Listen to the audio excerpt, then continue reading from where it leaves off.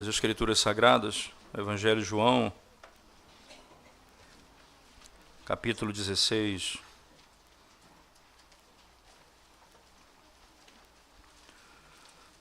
Nós vamos ler verso 1 ao 15.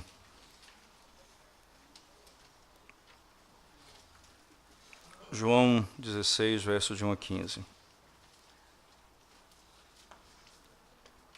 Diz assim a palavra de Deus: Tenho-vos dito estas coisas para que não vos escandalizeis. Eles vos expulsarão das sinagogas, mas vem a hora em que todo o que vos matar julgará com isso tributar culto a Deus. Isto farão porque não conhecem o Pai, nem a mim. Ora, estas coisas vos tenho dito para que, quando a hora chegar, vos recordeis de que eu vou-las disse, não vou-las disse desde o princípio, porque eu estava convosco. Mas agora vou para junto daquele que me enviou. E nenhum de vós me pergunta, para onde vais? Pelo contrário, porque vos tenho dito estas coisas, a tristeza encheu o vosso coração. Mas eu vos digo a verdade, convém-vos que eu vá, porque se eu não for, o Consolador não virá para vós outros. Se, porém, eu for, eu vou-lo enviarei. Quando ele vier, convencerá o mundo do pecado, da justiça e do juízo. Do pecado, porque não creem em mim. Da justiça, porque vou para o Pai, e não me vereis mais. Do juízo, porque o príncipe deste mundo já está julgado. Tenho ainda muito que vos dizer, mas vós não podeis suportar agora. Quando vier, porém, o Espírito da verdade, ele vos guiará a toda a verdade, porque não falará por si mesmo, mas dirá tudo o que tiver ouvido, e vos anunciará as coisas que hão de vir. Ele me glorificará, porque há de receber do que é meu, e vou-lo há de anunciar. Tudo quanto o Pai tem é meu, por isso é que vos disse que há de receber do que é meu, e vou-lo há de anunciar. Amém. Vamos à presença de Deus mais uma vez em oração, irmãos. Ó Senhor, rogamos a Tua iluminação, a iluminação do Teu Santo Espírito, a fim de podermos compreender e contemplar a glória do Evangelho de Cristo na Tua Palavra. Ajuda-nos e concede-nos graça para compreendermos o Teu Evangelho e encontrarmos esperança, salvação em Ti, o único que pode nos conceder todas essas coisas. Em nome de Jesus nós oramos. Amém. O cuidado de Cristo, o cuidado de Jesus com seu rebanho, irmãos, é algo precioso. E o Senhor poderia muito bem sair desse mundo e a vinda do Espírito Santo se tornar algo que explicaria para ele tudo aquilo que aconteceu ou que há de acontecer. Mas Jesus Cristo, ele tem preocupação com o seu rebanho, com o entendimento deles, e o coração deles está angustiado. Nós somos afeitos normalmente à presença física das pessoas. Nós temos saudade quando elas se separam de nós. Nós temos dificuldade com a ausência. E o Senhor conhece isso, o Senhor conhece a natureza humana. Só quem tem a experiência de morar distante dos seus pais, como eu tenho, e todas as vezes que eu vou visitá-los e venho embora, é como se fosse dilacerada a sua alma, você se aparta deles, e algo que poderia ser algo tão tranquilo, não é algo tão tranquilo. O tempo passa, os anos passam, o tempo passa, mas nunca você se adequa, ou nunca você está exatamente tranquilo com isso. Sempre o seu coração se entristece com a ausência. Imagine os discípulos que andaram com Cristo, foram protegidos por Cristo, viram o poder do Senhor em restaurar, em curar, em ressuscitar. Eles estavam certos de que o Senhor estaria com eles. E quando vai chegando o fim do seu ministério na terra, ele passa a avisá-los: eu vou para o Pai. A ponto de, no Evangelho de Mateus, por exemplo, quando Jesus, num dado momento do seu ministério, olhando para os discípulos, diz assim: é necessário que eu vá para Jerusalém, e quando chegar lá eu vou sofrer, eu vou ser preso, eu vou ser julgado, lá eu vou ser morto, lá eu vou ser sepultado, e ao terceiro dia eu vou ressuscitar dentre os mortos. Ele dá esperança para eles, mas mesmo assim Pedro diz: Senhor, não faz isso contigo, tem pena de ti mesmo. Não saia. O princípio bíblico, a nossa lógica como ser humano nós queremos, há uma inclinação natural nossa pelas coisas que nós podemos tocar. Isso tem a ver com culto.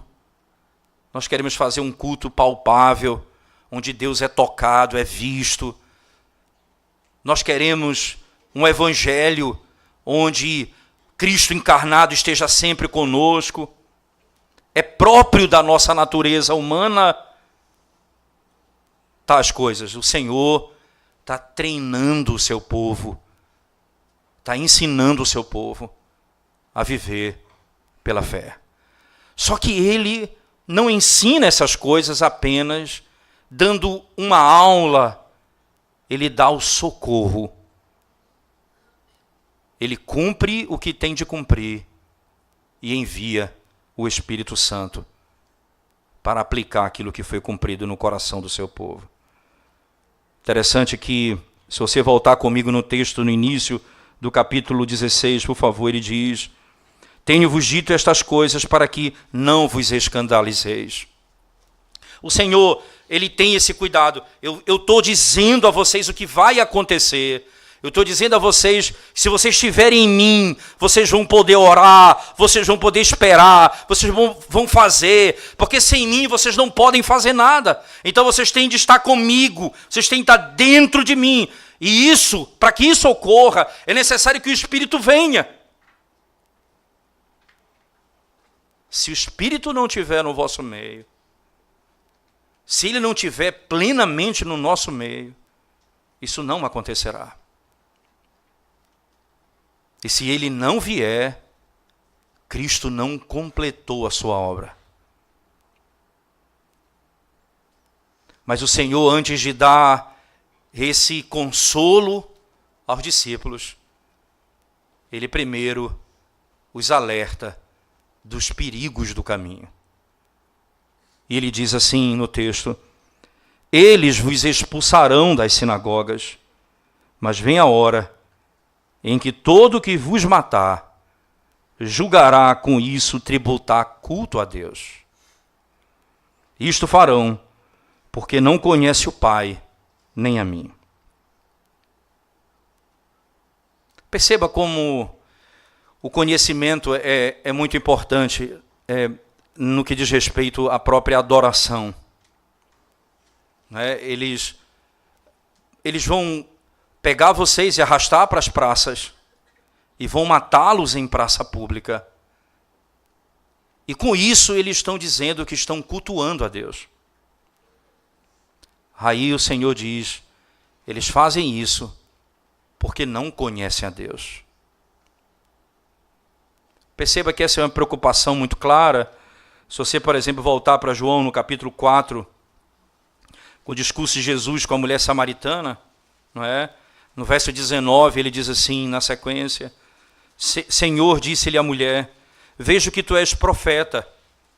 Nossos pais adoravam neste monte. Vós, entretanto, dizeis que em Jerusalém é o lugar onde se deve adorar. Disse-lhe Jesus: mulher, podes crer-me que a hora vem, quando nem mesmo neste monte, nem em Jerusalém adorareis o Pai. Vós adorais o que não conheceis, nós adoramos o que conhecemos, porque a salvação vem dos judeus. Vocês adoram o que vocês não conhecem. E aí, na sequência, vai produzir um culto agradável a Deus, perceba, mas vem a hora e já chegou, em que os verdadeiros adoradores adorarão o Pai em espírito e em verdade, porque são estes que o Pai procura para seus adoradores. Deus é espírito, e importa que seus adoradores o adorem em espírito e em verdade. Deus é espírito, e isso implica no modelo de culto. Vocês vão adorar o Senhor em espírito, porque Ele é espírito. Se vocês não conhecem a Deus, vocês não podem adorá-lo de modo correto. Vocês não vão adorá-lo por meio de imagens, por meio de idolatria. Deus é espírito. E os seus adoradores o adorarão em espírito e em verdade. Vocês vão adorar segundo a natureza dele e segundo as Escrituras. Segundo a verdade, não segundo o seu próprio coração. Eles vão sacrificar o povo de Deus no capítulo 16. Eles vão sacrificá-los, e o texto é claro ao dizer que eles vão, perceba no verso 2, eles vos expulsarão das sinagogas, mas vem a hora em que todos os que vos matar julgarão, todo que vos matar julgará com isso tributar culto a Deus. É a palavra serviço, não é? E vão fazer isso porque não conhecem o Pai, nem a mim. Eles não conhecem o Pai, nem conhecem a mim.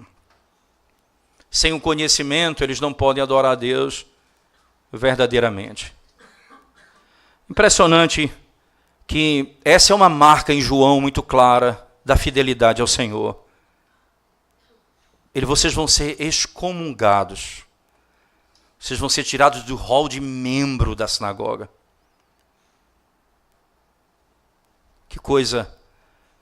Deus instituiu em Israel um tribunal. Colocou em Israel a lei, para que julgassem de acordo com a lei. Agora, esses que Deus colocou para julgar e para trazer glória ao nome dele, desonram o nome do Senhor, assentando-se no lugar onde Deus, o lugar que Deus os colocou ali. E segundo ponto importante, a doutrina da disciplina é um meio que Deus utiliza para purificar a igreja. E eles utilizam para contaminar a igreja. Simplesmente assim. Calvino, comentando esse texto, diz: por isso, quando nós somos lançados fora da igreja católica romana, Calvino diz, nós na realidade estamos sendo lançados no reino de Deus. Expulsos deles, do meio deles, nós não somos abandonados, largados ou deixados fora do reino de Deus. Aqui, a excomunhão significa que eles não são tratados da maneira como eles deveriam ser tratados. Eles são tratados de modo ímpio e por isso eles estão, na realidade, demonstrando fé. Veja se não é verdade. Ser expulso da sinagoga passa a ser um sinal em João de fidelidade ao Senhor. Se você voltar o texto comigo em João, no capítulo 9, por favor. João, no capítulo 9, ele vai, que é exatamente a narrativa da cura do cego.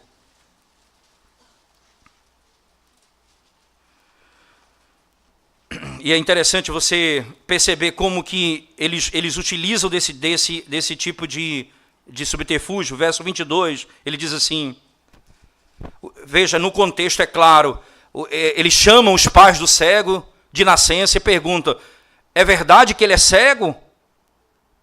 Preocupados, não é, em serem tirados da sinagoga, eles falam uma parte da verdade e temem outra parte da verdade.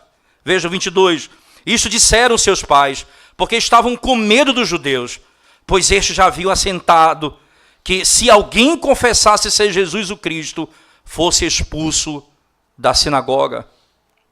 Se ele confessar que Jesus é o Cristo, ele vai ser expulso da sinagoga. Veja ainda, no mesmo capítulo 9, por favor, no final da narrativa, não é? No verso 33, veja o que acontece com o cego. Se este homem não fosse de Deus, o cego está dizendo, nada poderia ter feito. Mas eles retrucaram, tu és nascido todo em pecado e nos ensinas a nós, e o expulsaram. Verso 35. ouvindo Jesus que o tinham expulsado, encontrando-o, lhe perguntou: crês tu no Filho do Homem? Percebe que João constrói um conceito interessante, que ser expulso da sinagoga era um sinal de que eles estavam sendo apegados a Cristo. Enquanto a igreja do Senhor deve ser exatamente o contrário. Nós recebemos pessoas que estão sendo apegadas a Cristo, que estão demonstrando sua fé ao Senhor, que estão crendo, que creem no Evangelho. A igreja deve receber os que amam a Cristo, não expulsar dela os que amam a Cristo. E a igreja passa então a se tornar sinagoga de Satanás quando os que temem ao Senhor passam a ser perseguidos dentro da igreja, quando os que amam o Evangelho são tratados como ímpios. A igreja vai sendo transtornada. E o texto diz: eles vão fazer isso pensando que estão cultuando ou prestando culto a Deus. Mas não. Eles farão porque não conhecem nem o Pai, nem a mim. Só você entenda que Jesus aqui não está amenizando o pecado deles. Não tem problema não se preocupe, porque ele não conhece. Quando conhecer, melhora. Não é esse o ponto de Cristo aqui. Isso é para mostrar a eles que o conhecimento de Deus em Cristo trará sofrimento nesse mundo. Mas os que não conhecem a Deus e a Cristo são aqueles que se levantarão contra o povo de Deus, se levantando contra Cristo pessoalmente.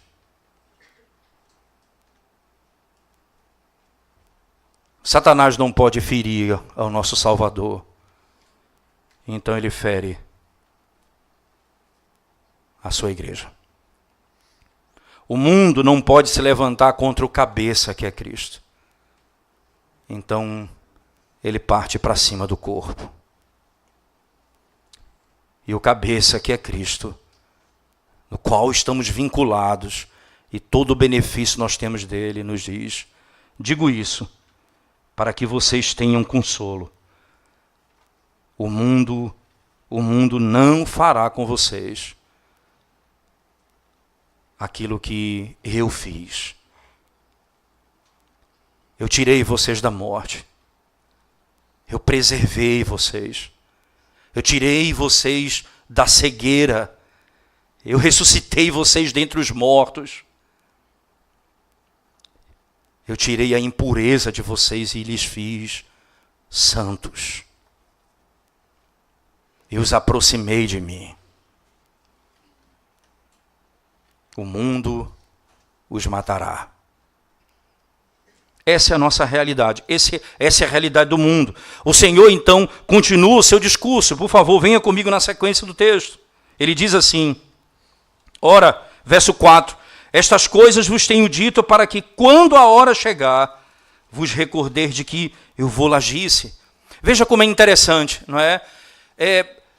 Ele avisa ao seu povo, ao povo de Deus, aos discípulos, que isso acontecerá com eles. Mas ele diz com antecedência, porque quando acontecer, eles vão crer nele. Porque é interessante, eles poderiam dizer assim, mas Senhor, por que o Senhor nos livra então disso? Por que o Senhor não nos livra desse sofrimento? Se o Senhor já sabe de tudo isso, que o Senhor nos livra? A resposta de Cristo é, assim como vocês poderiam ser livres desse sofrimento, eu também seria livre do sofrimento. Se vocês quiserem ser livres do sofrimento, eu também serei livre do sofrimento. Mas se eu for livre do sofrimento, vocês não terão vida eterna. Se Deus aperfeiçoou o seu Filho por meio do sofrimento, Calvino diz isso de maneira preciosa, ele diz, a dignidade da cruz. O Evangelho traz a dignidade para o sofrimento. Ele traz dignidade para o sofrimento. Porque a cruz é a dignidade do sofrimento. É sofrer sem nunca ter pecado. é sofrer sendo justo, é sofrer sem abrir a boca. É sofrer para a salvação daqueles que o Pai lhe deu e amou antes da fundação do mundo. Então vocês vão passar, porque os discípulos não são maiores do que o seu Senhor. Se foi útil para mim, será útil para vocês também o sofrimento. Se foi útil para mim, será útil para vocês também o sofrimento. E ele continua, por favor, agora vem o consolo da vitória. A vitória do sofrimento sobre todo tipo de iniquidade. Veja, acompanhe comigo a partir do verso 4. Ora, estas coisas vos tenho dito para que quando a hora chegar, vos recordeis de que eu vos disse. Não vos disse desde o princípio, porque eu estava convosco. Mas agora vou para junto daquele que me enviou. E nenhum de vós me pergunta, para onde vais? Pelo contrário, porque vos tenho dito estas coisas, a tristeza encheu o vosso coração. Mas eu vos digo a verdade, convém-vos que eu vá, porque se eu não for, o Consolador não virá para vós outros. Se porém eu for, eu vô-lo enviarei. Se eu não for, o Consolador não virá. E não virá o Consolador sobre Israel.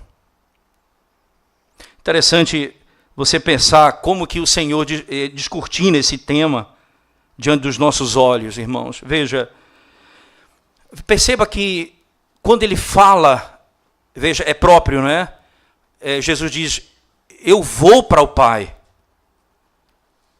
Mas esse ato de ir é o ato da ausência. E ao invés deles se alegrarem, porque a ida de Cristo significa, a chegada dele na glória, significa que toda a obra foi completada e aceita pelo Pai, eles agora estão preocupados apenas com a ausência. Ele diz, vocês ficaram apenas com o coração angustiado por isso, porque eu não vou estar aqui.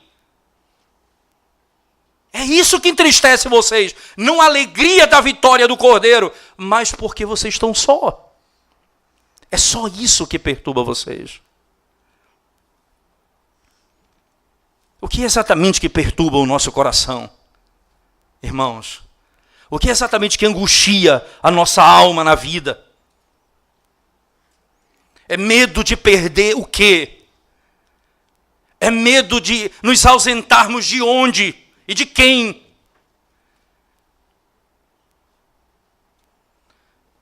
Se Cristo foi para junto do Pai,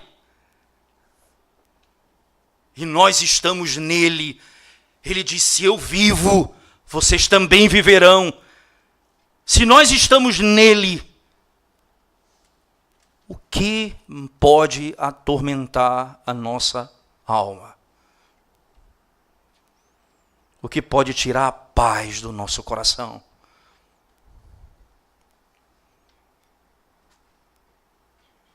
Nada.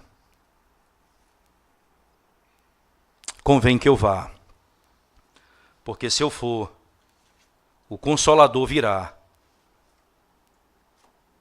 E ele, veja a imagem que ele usa no verso 7. Convém que eu vá, porque se eu não for, o Consolador não virá para vós outros. Se porém eu for, eu vô-lo enviarei. Perceba, ele sobe e o Espírito desce sobre a igreja. Eu vou para junto do Pai. Essa é uma imagem importante na revelação bíblica, irmãos, porque João descreve a obra de Cristo na perspectiva dele ser levantado. É interessante, porque o ser levantado em João é algo bem importante na literatura joanina, por uma razão simples. Primeiro, nós estamos mortos em pecado, então nós seremos levantados da morte. Mas Jesus Cristo, ele foi levantado no madeiro. E João descreve isso de uma maneira bem impressionante. Ele diz assim, comparando o que aconteceu em Números com a serpente de bronze, dizendo, assim como foi necessário levantar uma serpente, e todo aquele que olhar para ela seria curado, ou viveria, assim importa que o Filho do Homem também seja levantado no madeiro. Veja, ele é levantado no madeiro. Quando ele é levantado no madeiro, ele atrai para si os eleitos por quem ele morreu. Mas o levantar em João não diz respeito apenas à sua crucificação, mas também à sua exaltação. Se eu não for levantado, se eu não subir, veja, se eu não for levantado no madeiro, vocês não têm vida. E se eu não levantar, se eu não for levantado até os céus, vocês não serão justificados. O inimigo não vai ser vencido. E aí o Espírito Santo, o Espírito vem sobre a igreja. Eric Alexander, um teólogo escocês, diz a seguinte palavra, ele diz assim: Jesus Cristo operou a obra da redenção por nós, mas era necessário que o Espírito viesse para que a obra operada por nós fosse feita em nós. A obra dele foi por nós, mas ela só será nossa se o Espírito vier. Só será aplicada ao nosso coração se ele vier. Se ele não vier, será uma obra externa. Não penetrará a nossa alma. É preciso que ele venha. Porque se ele não vier, não haverá salvação. É necessário que ele venha. Veja que agora venha talvez uma das expressões mais belas e talvez mais confusas também da Bíblia. Nós lemos isso costumeiramente. Veja comigo no verso 7, né? Ou desculpa, no 8 em diante. Quando ele vier, convencerá o mundo do pecado, da justiça e do juízo. Do pecado, porque não crê em mim. Da justiça, porque eu vou para o Pai e não me vereis mais. Do juízo, porque o príncipe deste mundo já está julgado. O Espírito nos convencerá do pecado.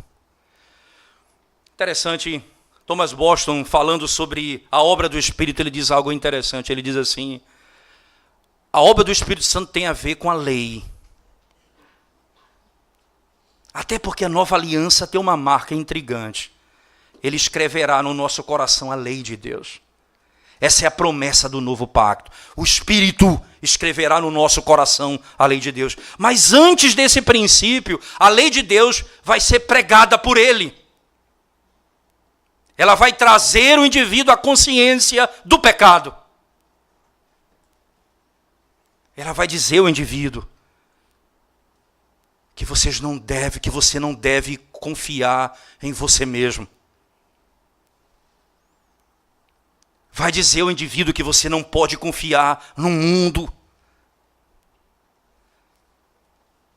Que você não pode crer na glória dessa terra.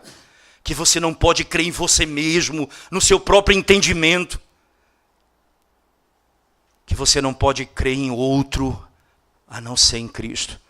O Espírito virá e quando ele vier, ele vai convencê-lo do pecado. Veja o que acontece com a pregação do Evangelho, irmãos, lá em Atos, capítulo 2, por favor. Abra sua Bíblia comigo.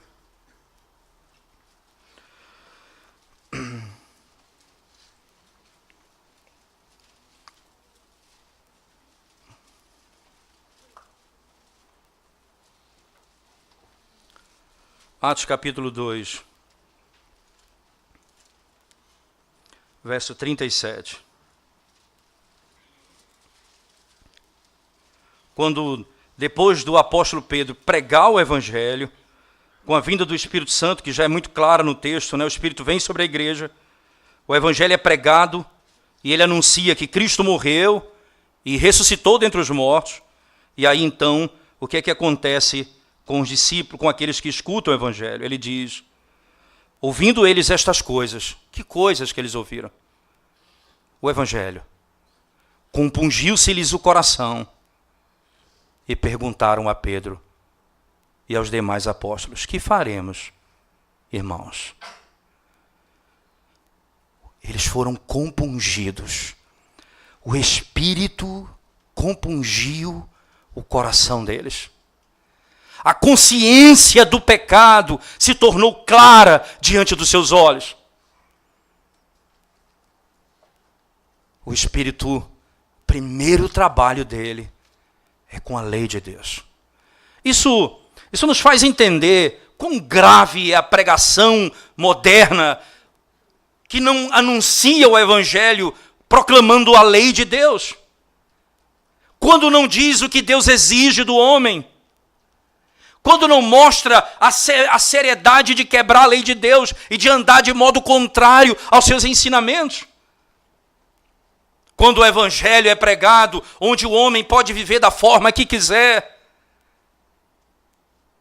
Pedro disse: aquele Jesus que vocês mataram é o mesmo que Deus ressuscitou. E quando ele termina de proclamar essa obra, a obra da redenção, então o coração deles fica compungido, a alma deles fica angustiada, e o Senhor vai exatamente expressar dessa maneira o seu entendimento. Veja, como alguém pode chegar a essa consciência se não for pelo Espírito de Deus? Porque o homem natural, ele ouve a palavra e a lei de Deus. Ele acha interessante e até concorda com o raciocínio. Mas nada acontece com ele. Nada acontece com ele. Ele não pode ser transformado. Ele não pode ser transformado. Imagina vocês, irmãos, no mesmo capítulo de Atos, no mesmo livro de Atos, no capítulo 16, veja o que o Espírito produz ainda no homem. Atos, capítulo 16, verso 30, por favor.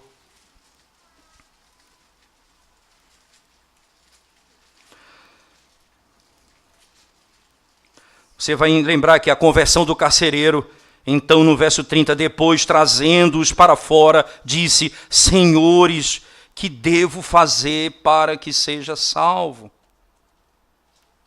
O que devo fazer para ser salvo? Como eu posso ser salvo? O Espírito convence que ele está perdido. O Espírito convence que ele é um transgressor da lei. Essa obra do Espírito não pode ser esquecida. No mesmo livro de Atos, capítulo 24, por favor. Atos 24. Versículo 25.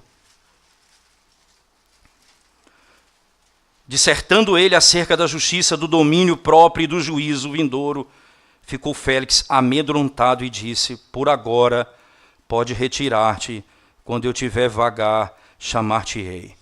Esperando, veja, na hora ele ouve, a consciência dele é pesada, ele teme e diz: eu não quero mais saber disso. Você percebe essa obra do Espírito de convencer o homem do pecado, necessariamente não implica que esse indivíduo vai a Cristo. Pode apenas se transformar em tormenta para sua alma.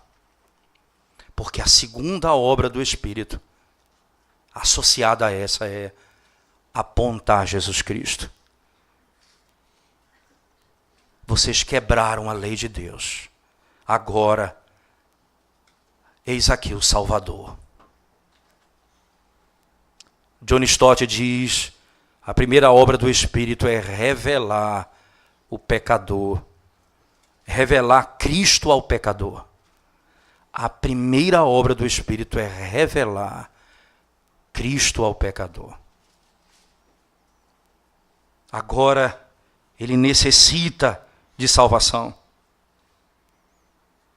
Perceba que a maneira como eles vão pregar o Evangelho a maneira como eles proclamam a palavra de Deus, levam as pessoas a considerarem a necessidade de conversão.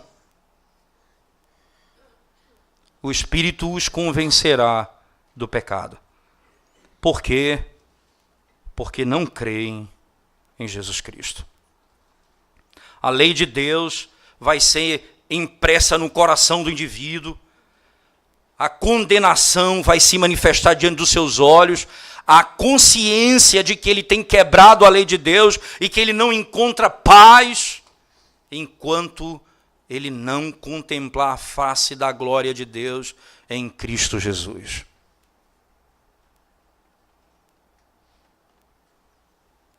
Certamente o Espírito é esse que vai nos conduzir a essa verdade. O homem do mundo não poderá conhecer a Deus se o Espírito do Senhor não convencê-lo do pecado. Não é natural o homem crer em Jesus Cristo. Não é natural o homem confiar em Cristo se o Espírito não abrir o entendimento dele. Daí você vai entender, é tão sério isso, que Jesus está dizendo, se eu não conquistar o pecado, o diabo e o mundo, se eu não vencê-los e não assentar no trono, o Espírito não poderá aplicar essa obra no seu coração. E ele vem, e quando ele vier, ele mostrará aos eleitos de Deus o pecado. Nós somos quebradores, nós somos transgressores, nós somos ímpios, nós carecemos da misericórdia de Deus. E o Espírito então mostra Jesus Cristo ao pecador.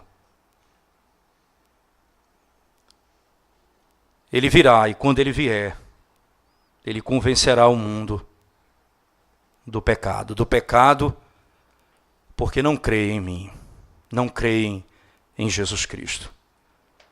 Mas a segunda obra que ele fará é, na sequência do texto, e ele vos convencerá do pecado e da justiça. Da justiça porque eu vou para junto do Pai.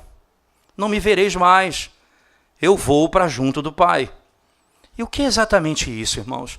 Porque o Espírito vai convencer da justiça. Thomas Boston, comentando o princípio da justificação pela fé, ele diz assim: Jesus Cristo, ele foi morto por causa do nosso pecado. Não é? Então, a justiça dele foi revelada por causa do nosso pecado. Mas ele ressuscitou para a nossa salvação, para que nós fôssemos justificados.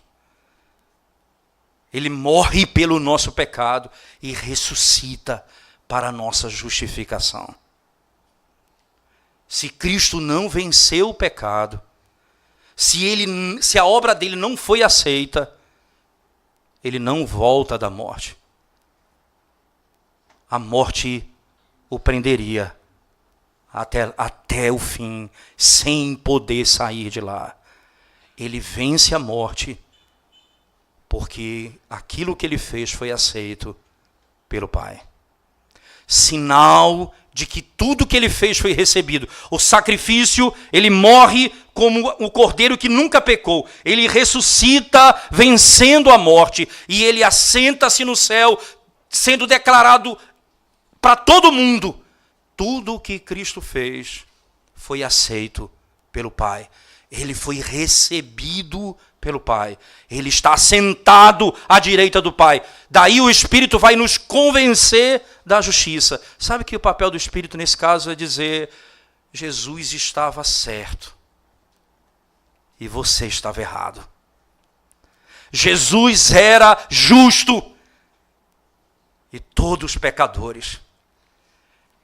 Ele era aquele que andava em retidão. Lembra das palavras de Paulo a Timóteo, na primeira carta a Timóteo? Abra sua Bíblia comigo, por favor. Primeira carta de Paulo a Timóteo, especialmente no capítulo 3, verso 16. Primeira carta de Paulo a Timóteo, capítulo 3, verso 16.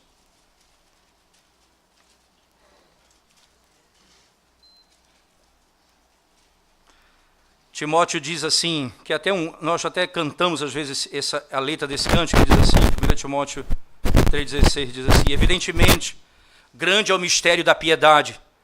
Aquele que foi manifestado na carne, foi justificado em espírito. É interessante porque contemplado por anjos, pregado entre os gentios, crido no mundo, recebido na glória.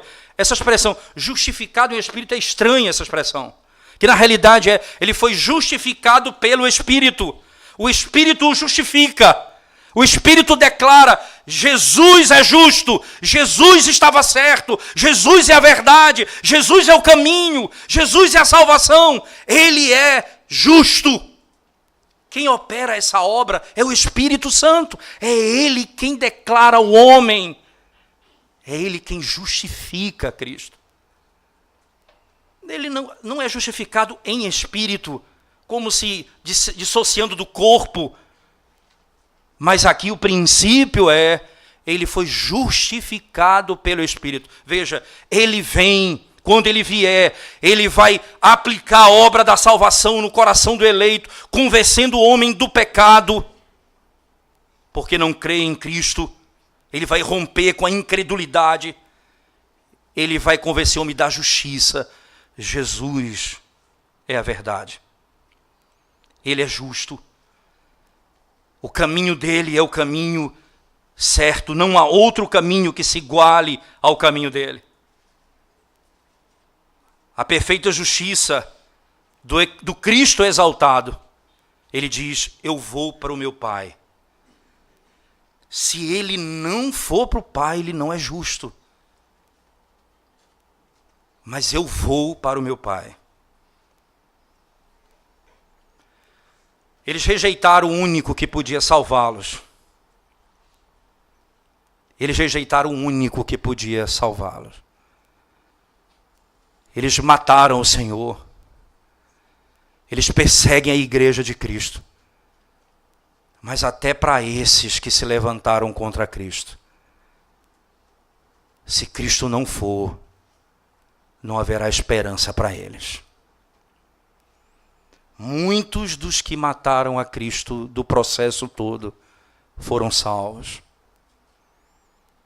Até mesmo os soldados que estavam diante daquele momento, quando viram Cristo, disseram, esse é o Filho de Deus. O Espírito convencerá o mundo do pecado, convencerá o mundo da justiça. Aí veja a associação, porque eu vou para junto do Pai. A lógica é exatamente essa. Se eu vou para junto do Pai, a justiça foi satisfeita. Eu fui recebido pelo Pai. E em terceiro lugar, ele diz, e o príncipe deste mundo foi julgado. O príncipe deste mundo foi julgado. Porque ele vos convencerá do juízo. Por que o juízo, irmãos?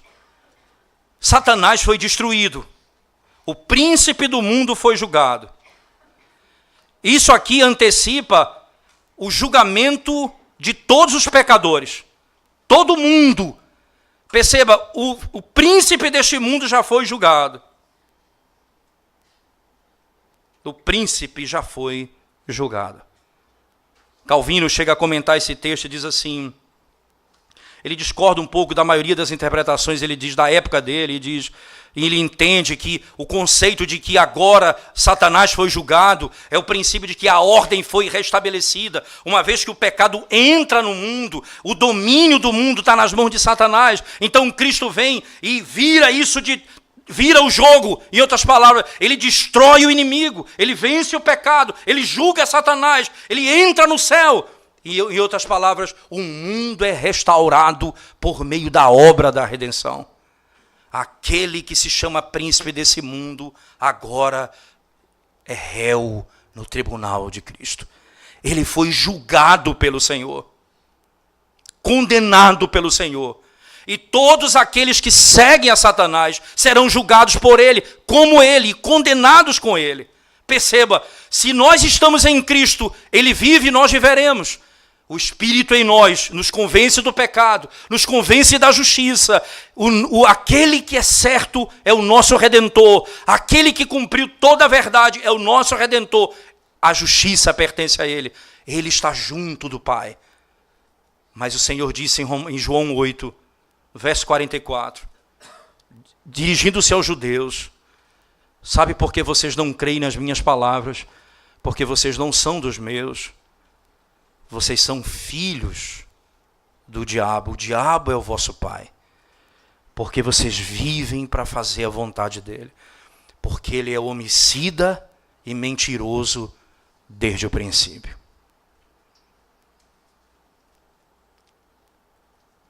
Se Satanás foi julgado, imagine, irmão, Jesus entrou na glória. Daí aquela imagem do Salmo 24. Levantai, ó portais, as vossas cabeças. Levantai, ó portais eternos, para que entre o Rei da Glória. Quem é o Rei da Glória? O Senhor dos Exércitos. Esse é o Rei da Glória. O Senhor entra com todos os seus inimigos vencidos e os lança diante do Pai. Toda a obra foi feita. Satanás foi julgado. O pecado vencido. A justiça satisfeita. Agora, na pregação do Evangelho, essa mensagem levará os homens a esse reconhecimento. Que somos pecadores e precisamos de salvação. Que o único justo é Jesus Cristo. Porque morreu e assentou-se à direita do Pai. E o único que venceu Satanás é o Rei que está sentado no seu trono e já julgou o príncipe deste mundo. Se o Espírito não vier, a obra foi feita, mas não foi aplicada a nós. Jesus diz: eu tenho de ir, porque se eu for, o Consolador virá, e Ele convencerá vocês de todas essas coisas. Na sequência do texto, por favor, voltando ao texto de João comigo, veja as palavras do Senhor no final do texto. João, capítulo, deixa eu voltar um pouquinho, João, capítulo 16, só um momento, por favor. Diz assim o texto sagrado: tenho ainda muito o que vos dizer, mas vós, verso 12, mas vós não podeis suportar agora. Quando vier, porém, o Espírito da verdade, ele vos guiará toda a verdade, porque não falará por si mesmo, mas dirá tudo o que tiver ouvido e vos anunciará as coisas que hão de vir. Ele me glorificará, porque há de receber do que é meu e vou-lo há de anunciar. Tudo quanto o Pai tem é meu, por isso é que vos disse que há de receber do que é meu e vou-lo há de anunciar. Que promessa maravilhosa, irmãos. Eu tenho muito que dizer ainda. É o suficiente por enquanto. Mas não podem suportar tudo agora. O Espírito, quando vier, ele vos guiará a toda a verdade. Porque não falará por si mesmo, mas dirá tudo o que tiver ouvido e vos anunciará as coisas que hão de vir. Perceba que na estrutura do texto que nós estamos lendo, irmãos, Cristo continuaria seu ministério de ensino por meio dos apóstolos, pelo Espírito, depois da sua ressurreição e depois da sua ascensão. Então o Espírito os daria maior iluminação e eles poderiam compreender aquilo que até nesse momento não tinham entendido. O que ele chama o Espírito da verdade. Ele vos guiará toda a verdade. Veja, o Espírito deu aos apóstolos toda a revelação da vontade de Deus para a sua igreja. Toda a verdade. É por isso que a verdade de Deus, revelada pelo Espírito, foi dada aos apóstolos e nos foi entregue. Calvino chega a dizer, principalmente com um problema, porque a Igreja Católica usa esse texto para dizer que existe uma revelação bíblica e a que é dada aos apóstolos pelo Espírito. E essa revelação é paralela. Calvino diz, vocês estão zombando de Deus.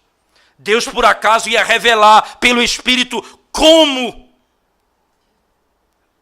purificar um sino de uma igreja, como fazer um incenso, como lavar algo dentro da igreja, como purificar coisas externas. O Espírito ia gastar tempo ensinando tais coisas à igreja. Vocês estão zombando do Espírito, Calvino diz. Ele vos deu a verdade, entregando aos apóstolos as Escrituras sagradas, o que nós temos nas mãos. Ele vos conduziu à verdade. Ele vai abrir o entendimento para a salvação e ele vai revelar aos apóstolos a verdade, aquilo que vai ser entregue à igreja do Senhor. É registrado no Novo Testamento. No mesmo capítulo, no mesmo João, no capítulo 14, verso 26, por favor. João 14, verso 26. Veja o que diz a Escritura Sagrada. Mas o Consolador, o Espírito Santo, a quem o Pai enviará em meu nome, esse vos ensinará todas as coisas, vos fará lembrar de tudo o que vos tenho dito. Primeira Efésios, abra sua Bíblia comigo, Efésios capítulo 3, por favor. Efésios capítulo 3.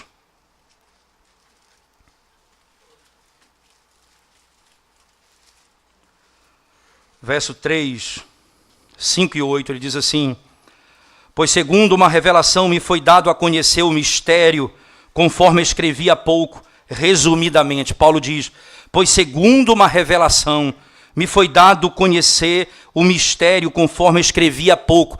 Veja, a revelação do Espírito foi dado a conhecer a ele, ele fez o que com ela? Ele a escreveu, eu escrevi há pouco. Veja ainda o verso 5, por favor. O qual em outras gerações não foi dado a conhecer aos filhos dos homens, como agora foi revelado aos seus santos apóstolos e profetas no Espírito. Estava oculto, era um mistério oculto na antiga aliança, e o Espírito desvenda esse entendimento, revela aos apóstolos, e eles registram para a igreja. Verso 8 do mesmo capítulo, por favor.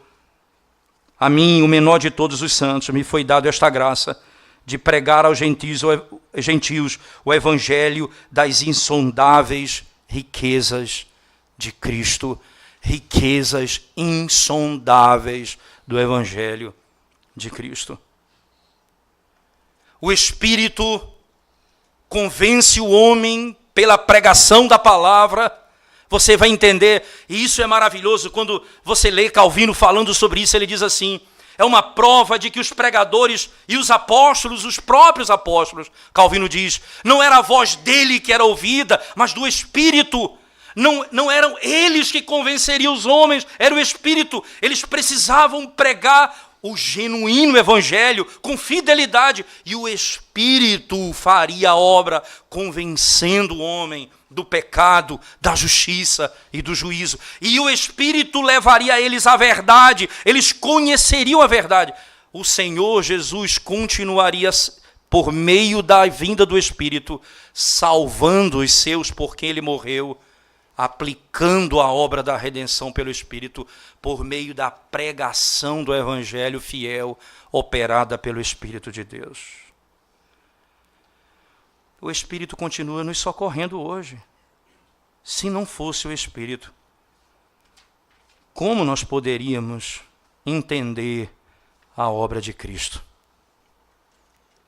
Se Ele não desvendar os nossos olhos, se Ele não abrir o nosso entendimento, como nós conheceremos a verdade? Mesma carta de Paulo aos Efésios, por favor. Efésios capítulo 1. Verso 17. Veja as palavras do apóstolo Paulo. Para que o Deus do nosso... Deixa eu ler um verso antes, do 15 em diante, para que fique claro o que Paulo está dizendo aqui. Do 15 em diante, ele diz assim: por isso também eu tendo ouvido a fé que há entre vós no Senhor Jesus e o amor para com todos os santos, não cesso de dar graças por vós, fazendo menção de vós nas minhas orações, para que o Deus de nosso Senhor Jesus Cristo, o Pai de toda a glória, vos conceda espírito de sabedoria e de revelação no pleno conhecimento dele. Que espírito é esse? O espírito que nos fará conhecer. Nós que já estamos em Cristo, muitas vezes, não temos tanto conhecimento. Aí ele diz no verso seguinte, veja, iluminados os olhos do vosso coração, para saberdes qual é a esperança do seu chamamento e qual a riqueza da glória da sua herança nos santos. O Espírito nos fará conhecer tais coisas. O Espírito de Jesus não falará de si mesmo, falará de mim, porque ouviu de mim. O Espírito não trabalha independente do Pai. Assim como o Filho não trabalha independente do Pai. O Espírito continua a missão do Filho, revelando o Filho. Diz o texto, ele me glorificará. Jesus disse na oração, João 17, glorifica o Filho, glorifica o meu nome, assim como eu te glorifiquei. Agora o Espírito glorificará o Filho. É interessante notar, se você voltar para o texto de João comigo, por favor, capítulo 16, ainda na mesma sequência, no finalzinho do verso, veja como ele fará essa obra, João 16. Ele diz assim o texto sagrado, verso 14, ele me glorificará, porque há de receber do que é meu, e vou-lo há de anunciar. Tudo quanto o Pai tem é meu, por isso é que vos disse que há de receber do que é meu, e vou-lo há de anunciar. Veja, tudo que eu tenho é do Pai, e tudo que o Espírito tem é meu.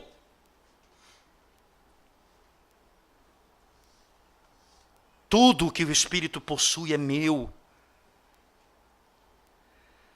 Não há uma separação da obra do Espírito da obra de Cristo. É a aplicação da obra de Cristo no coração do povo.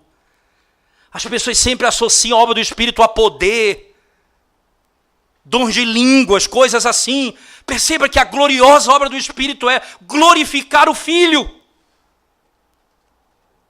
Tornar o Filho conhecido. E a glória do Filho é revelar a glória do Pai. E não há problema.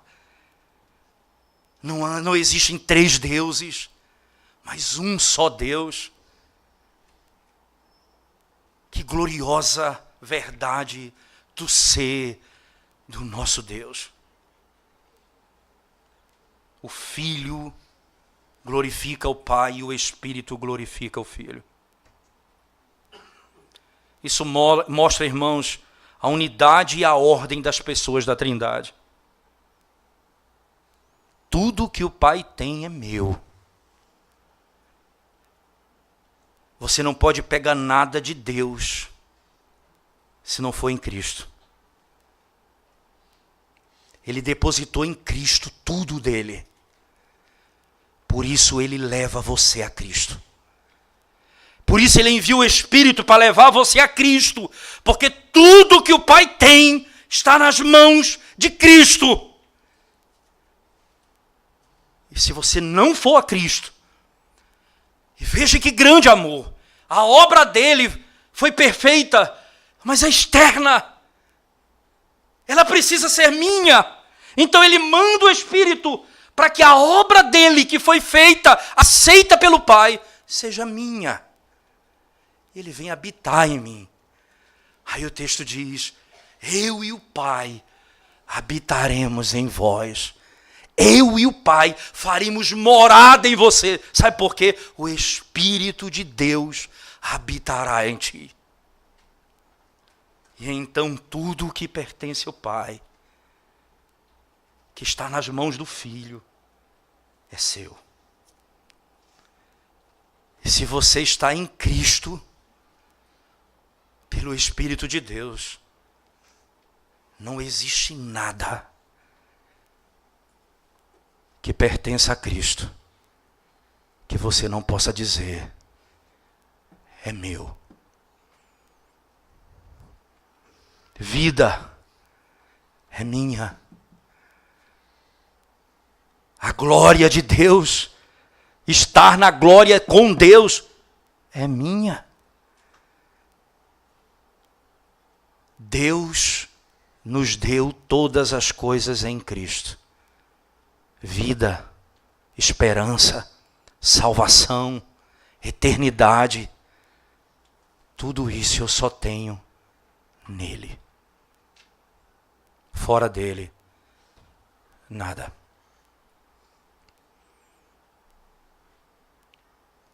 Que desesperador para o mundo que rejeita o Salvador. Que angustiante para o mundo que ainda imagina ter esperança nas coisas dessa terra.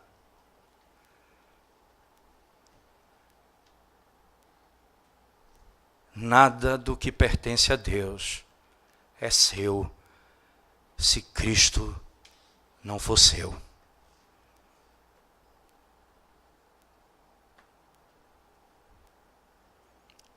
Então Jesus começa, e eu quero encerrar com o começo da narrativa. Eu digo essas coisas para que vocês não se escandalizem.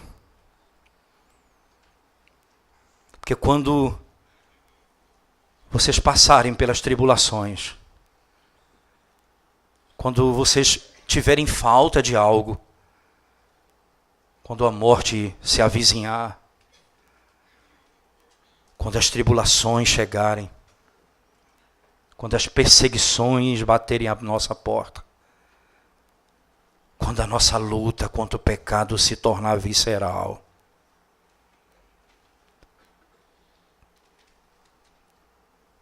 então você pode lembrar,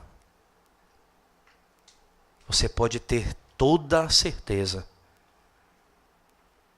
de que você tem no Senhor Jesus tudo o que Ele conquistou. Vida, o que a morte pode fazer.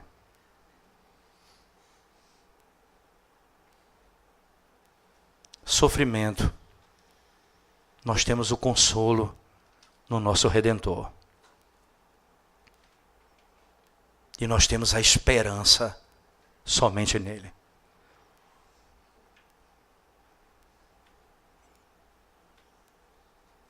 O que mais nós precisamos nessa vida? Enquanto ele andava conosco, a sua obra não tinha sido terminada ainda. É necessário que eu vá, porque se eu for, a justiça foi satisfeita. E o Espírito virá.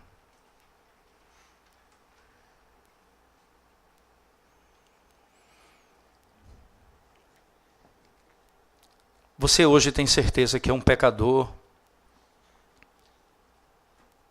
O seu coração fica contristado por causa da vida que você leva. O Espírito está apontando para você hoje o Cristo glorificado, que foi pendurado no madeiro e subiu ao céu.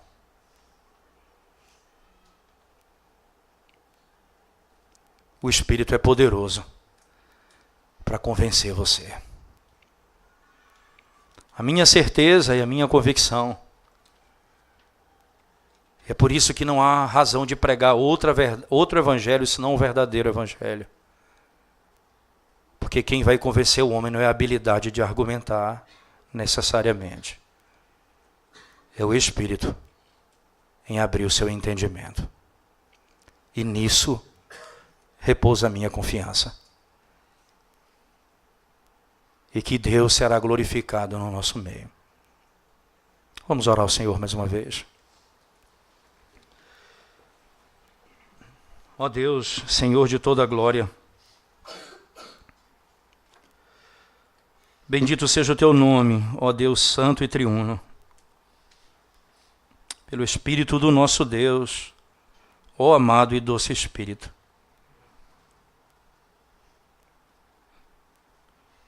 Que habita no nosso meio, que fala de Cristo ao nosso coração,